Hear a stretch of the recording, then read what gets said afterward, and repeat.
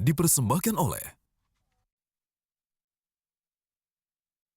Kita lanjutkan perbincangan dialog 4 pilar MPR RI. Pak Karding, ini juga kalau kita membahas mengenai kedaulatan yang bersifat keluar, artinya kita kan bekerja sama dengan negara-negara lain. Ada banyak tantangan, Pak. Masyarakat ekonomi ASEAN dan beberapa era perdagangan bebas ini ke depannya juga menjadi satu hal yang sangat mengemuka. Bagaimana tanggapannya, Pak? Saya anak muda yang termasuk sedikit pesimis terhadap keadaan itu, tetapi kan tidak boleh kita berpangku pada kondisi yang pesimis itu, karena saya melihat negara-negara lain sudah terlalu begitu cepat. Kita sementara agak mengalami perlambatan, walaupun Pak JK itu optimis kalau masyarakat ekonomi ASEAN ini kita bisa leading, kita bisa bagus. Nah, sebenarnya dalam konteks masyarakat ekonomi ASEAN, satu contoh ya, kita disebut leading atau bisa mengatasi masalah kalau kita bisa ekspansi. Betul. Tidak hanya bertahan terhadap gempuran impor, ya, terhadap gempuran tenaga kerja yang masuk dari luar, yang semuanya sudah pakai standar-standar ini. Asia nanti ke depan ini yang menurut saya harus segera diantisipasi. Misalnya salah satu hal, contoh, misalnya tukang batu di mana? Di Singapura itu kan disertifikasi. Kita itu juga harus begitu. Mungkin dari sisi kecanggihan, kemampuan kita mampu, tapi ada persyaratan teknis, administrasi untuk yang dibutuhkan untuk. Jadi kita dalam competitive base-nya sendiri minim begitu ya, Pak? Kita, menurut saya harus, ya kita belum terlambat karena kita sudah punya dasar yang bagus, tetapi harus ada fokus ke sana. Harus ada langkah-langkah yang cepat, harus ada upaya-upaya yang tepat agar kita menyiapkan kelompok-kelompok masyarakat kita ini. Ini aja lihat sekarang ini, daging. Contoh ya, daging ini kan, ini test case bahwa kita tidak berdaulat, kurang berdaulat. Ya, mulai dari daging sapi, daging ayam lagi sekarang. Nah, ini bahwa sebenarnya potensi kita ini belum terkelola secara baik. Ya, termasuk kekuatan ekonomi mikro kita seperti apa. Kita jangan hanya mengambil pengalaman tahun 98 bahwa ketika negara ini terpuruk secara ekonomi, kita lalu dibantu oleh kekuatan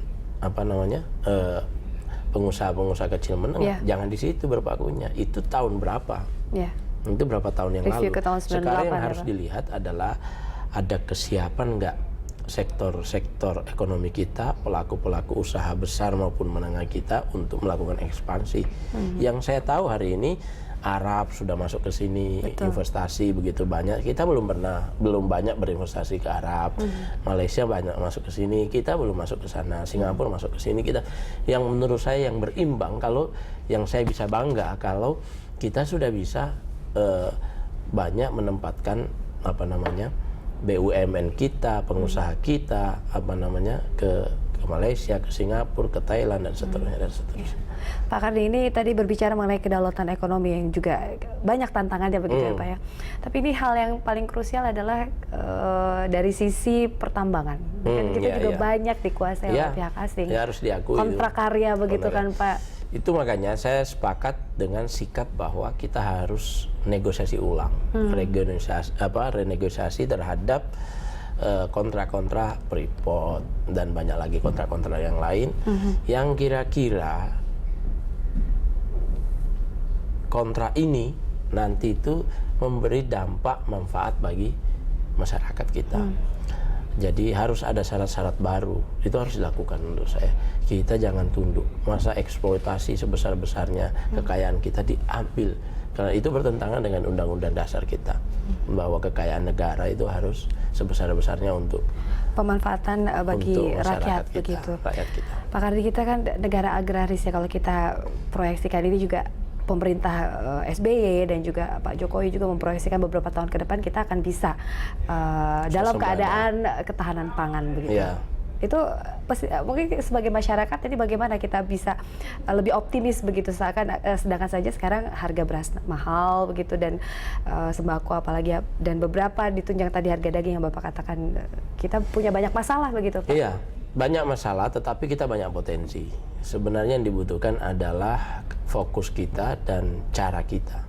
Jadi fokus itu artinya sekarang sudah mulai fokus bahwa nawacitanya siapa ini Pak Jokowi, ya? jelas bahwa salah satunya adalah kedaulatan pangan, bukan hanya ketahanan, tapi dia kedaulatan. Jadi kita memiliki kemandirian yang kuat terhadap beberapa komoditi, terutama padi, kedelai, jagung, itu kan sebenarnya bisa itu.